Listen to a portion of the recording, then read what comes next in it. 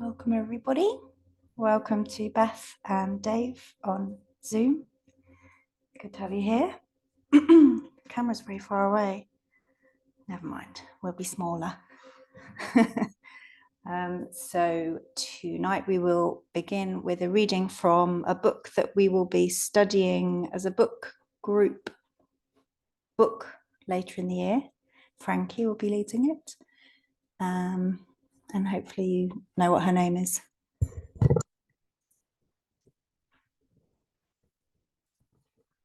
That's it.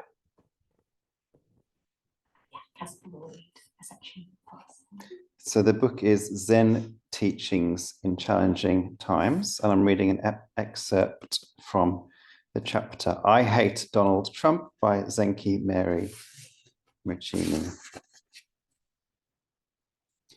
The following is the sort of thing I usually say about practicing with difficulty. I lead a Dharma group for lawyers, and I send some words to consider before each meeting. Recently, the Clearwater Zendo has been studying the ancient Chinese poem by our ancestor, Jiquan Shitu, Song of the Grassed Roof Hermitage. So I sent the lawyers this. I've built a grass hut where there's nothing of value. After eating, I relax and enjoy a nap. When it was completed, fresh weeds appeared. Now it's been lived in, covered by weeds. This is the opening stanza of the poem. In effect, it is practice instruction. One way to understand this is that the author, a monk, built a simple shelter for practice and to live in. It was built of nice grass. Soon, however, weeds appeared. After he actually lived there, it got to be covered with weeds. Oh well.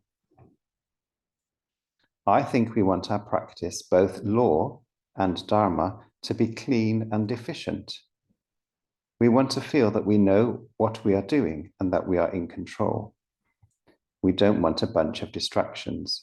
We don't want our less attractive traits to show, nor to trouble us. So we reject the weeds. Oh well. Of course, it doesn't work to reject the weeds. What about making friends with them? Getting to know them? Many have traits that are helpful. Weeds can be medicinal, after all. Nettles are good for the blood. Tibetan teachers say that an enemy is a great jewel. This enemy can be a person, but it can also be one of our weeds. An enemy is a great jewel because such an item has much to teach us if we can calm down and pay attention. Please pay attention and notice your weeds and see what they may have to teach you. If you are resistant to this practice, notice that and see how well the resistance serves you. Oh well. This is good advice and relevant even regarding Donald Trump and his administration, but it does not feel like enough in these difficult times. I want to say yes, and what about when it feels like the hut is threatened, not simply by weeds of the garden variety, by weeds of garden variety neurosis and difficult people or situations? What about if it feels threatened by a huge brick wall falling on it? Do I make friends with the bricks and my resulting broken leg? Are these jewels? The answer is still yes. It's just harder. Sorry. But this is the practice of a bodhisattva.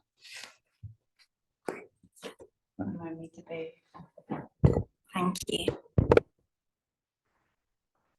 We'll sit quietly together. And as we sit this evening, you might want to be aware of your weeds.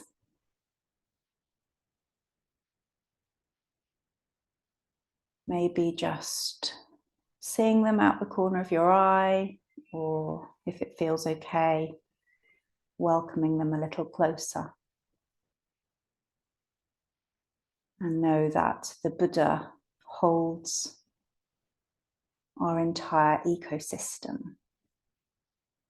The Buddha sees all our weeds.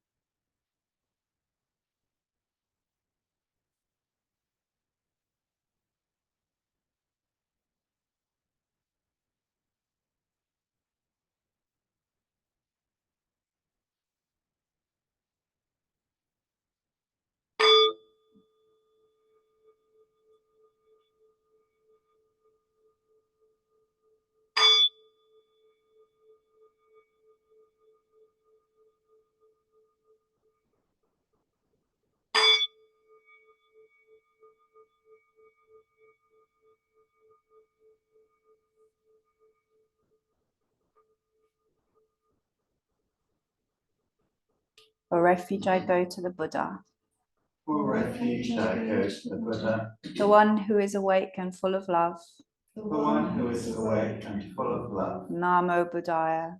Namo Buddhaya. For refuge, I go to the Dharma, For refuge, I go to the Dharma, all that guides us to wisdom and compassion. all that guides us to wisdom and compassion. Namo Dharmaya. Namo Dhammaya. For refuge, I go to the Sangha, For refuge, I go to the Sangha, those who live in the Buddha's light. those who live in the Buddha's light. Namo Sanghaya. Namo Sanghaya. With faith in the three jewels, With faith in the three jewels, and in light of my human tendencies, and in light of my human tendencies, I pray that I may become aware I pray that I may become aware of when I take life. of when I take life. I pray that I may become aware I pray that I may become aware of when I take what is not freely given. of when I take what is not freely given. I pray that I may become aware I pray that I may become aware of when I fall into sexual misconduct. of when I fall into sexual misconduct. I pray that I may become aware I pray that I may become aware of when I fall into wrong speech. of when I fall into wrong speech. I pray that I may become aware I pray that I may become aware of when I become intoxicated. of when I become intoxicated. No blame. No blame. Be kind. Be kind. Love everything. Love everything.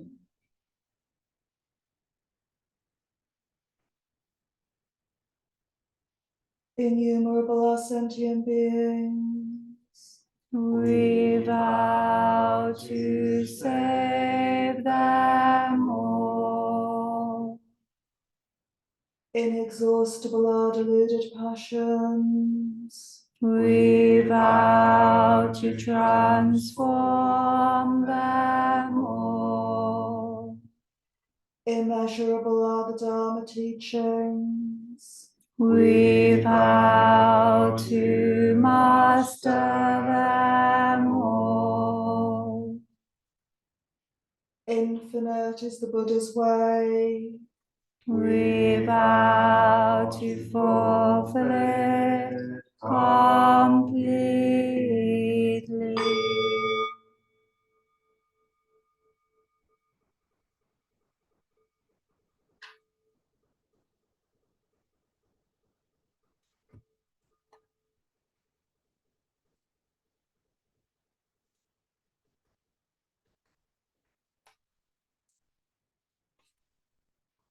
So Zenki Mary Mossine. I like a lot of the things that she said in that piece of writing, but I think my favorite bit is when she says, "Oh well." And there's something about those two words that really tickle me.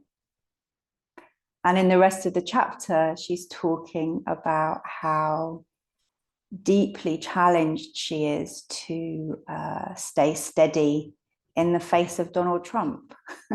I think this was written just after he became president. Still hard to believe. And so when she's talking about staying steady and she's talking about the weeds, she's not talking about small weeds. She's talking about the wall falling on the grass hut. And yet there's something about those two words that carry a kind of lightness to them.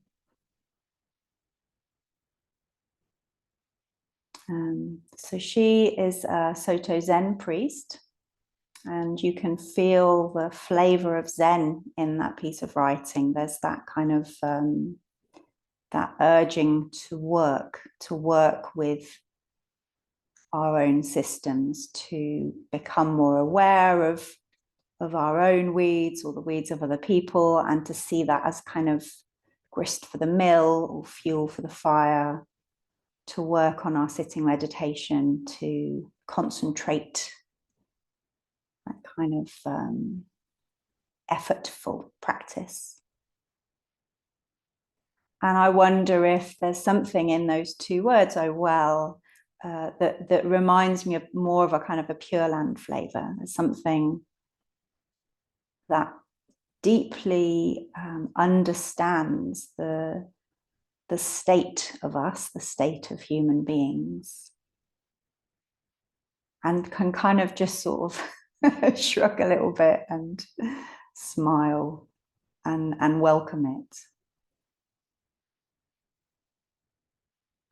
And I think it's really valuable to have both of those ways of approaching spiritual practice, that it is important to expend effort sometimes. When it's dark and wet outside, it can take a little bit of effort to get out of the front door. And we do it knowing that we've maybe made the effort before and it's paid off. We've been glad that we made it. It takes a little bit of effort to not just turn away from the things that are difficult inside us and outside us. And the discipline of a daily practice, or the accumulation of meditation or Dharma study, they do, in my experience, help to steady us. They do offer us something. We become more resourced, or we become more resourceful. Our capacity grows. And however hard we practice, sometimes walls fall on us, and sometimes the wall is from outside, and sometimes the wall is an internal wall that just crumbles.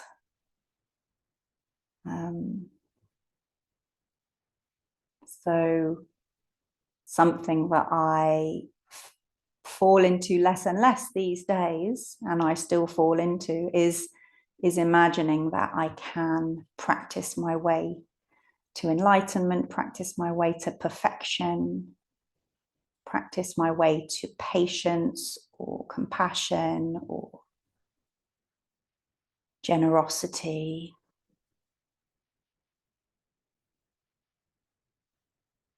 And it feels like one of those, something that Buddhism talks about really well is that kind of, it's this and it's the opposite. That yes, practice really helps us to become better people, and it really doesn't make much difference at all, certainly to some parts of us.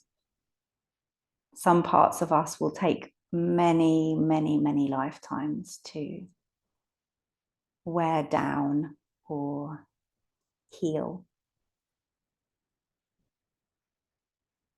So thank goodness that Pure Land Buddhism tells us that we don't have to wait until that happens, because we are acceptable and lovable right now. And as I said before we sat quietly, the Buddha sees right into us, right inside us, right into our darkest corners, sees all the weeds, the Japanese knotweed and the bindweed and all the other things we've ground elder, that's the one I was trying to think of.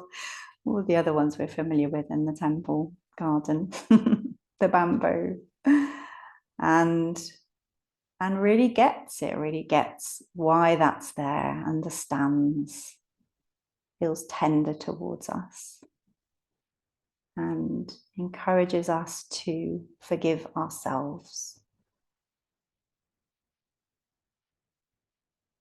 Oh well. Moment to breathe.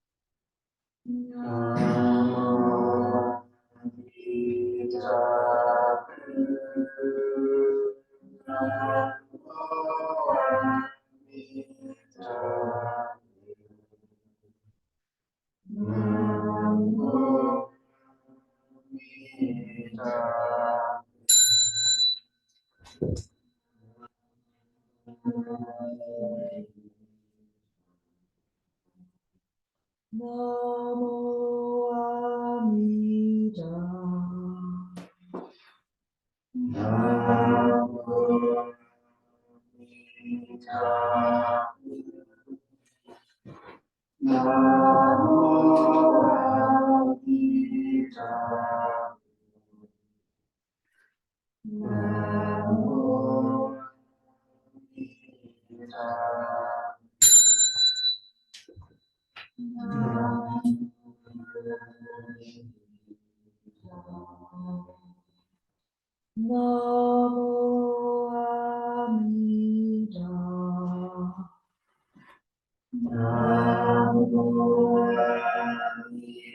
Amida.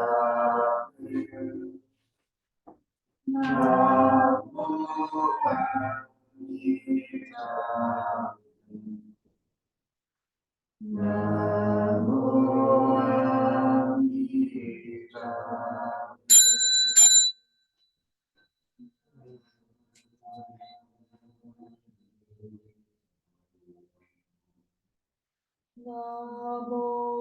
Amida.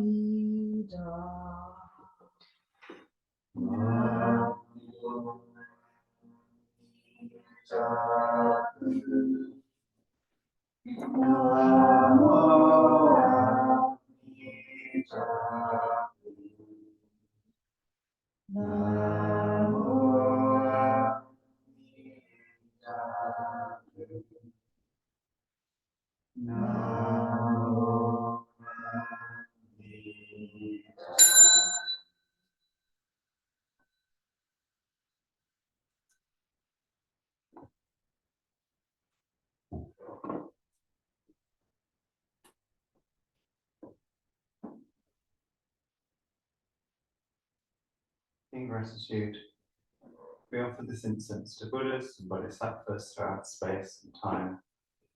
May it be as fragrant as earth herself, reflecting our careful efforts, our wholehearted mindfulness, and the fruits of understanding slowly ripening.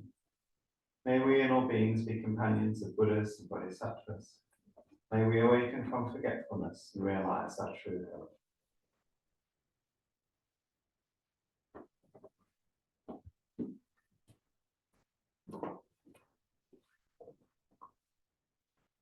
So when I finish the incense offering, that's your signal to go back to stand by your seats.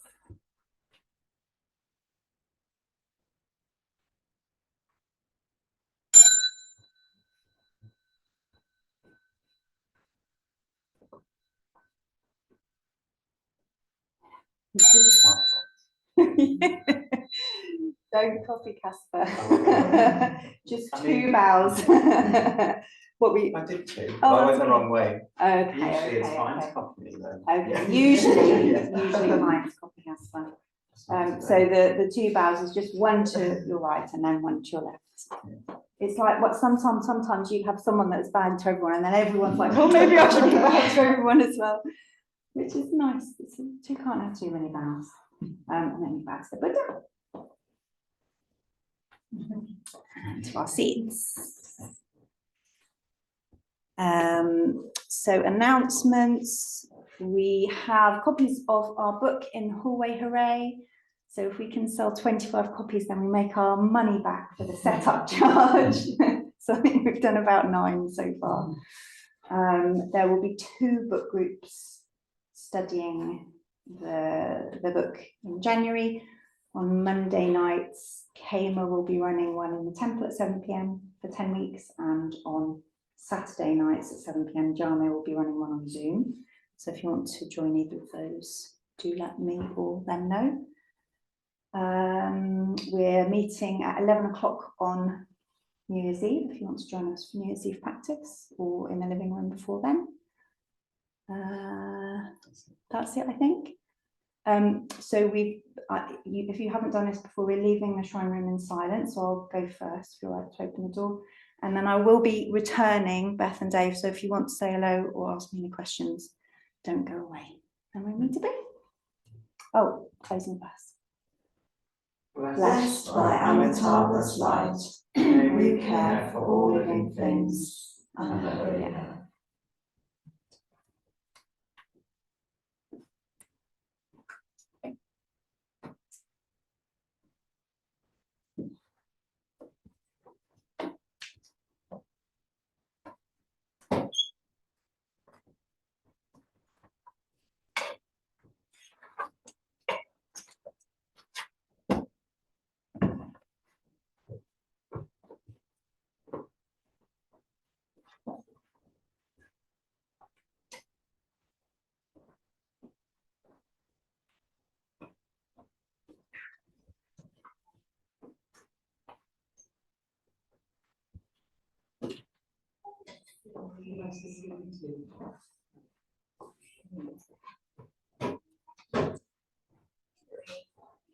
It is a Saturday and you're on Wednesday.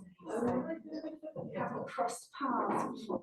That's what happens. People will come for like years sometimes on one rather than the other. I'm like, have you not met yet?